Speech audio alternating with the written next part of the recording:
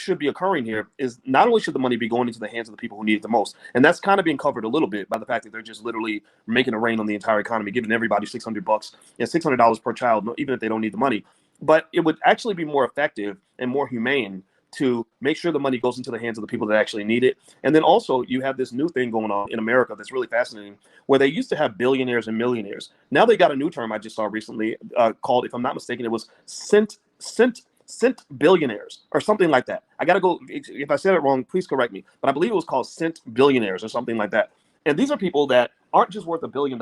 These are people that are worth more than $100 billion. That would include people like Jeff Bezos, founder of Amazon.com, Elon Musk, founder of Tesla, Bernard Arnault, who created brands like that Black people love, like Louis Vuitton, Hennessy, stuff like that. He's about to purchase Tiffany. And I'm going to just say this, I think that we got to really sort of stop for a minute and really check ourselves on our humanity and ask ourselves and say, does it make sense to have cent billionaires in a world where people are starving to death?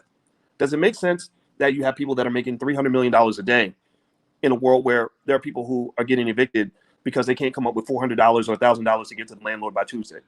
Does it make sense that Jeff Bezos and people like that make thousands of dollars every second that they're awake? And there are people that that can't even afford the basics for their families. It makes no sense at all. And it's a very sad reflection on humanity. It's really capitalism at its absolute worst. Let me just say this.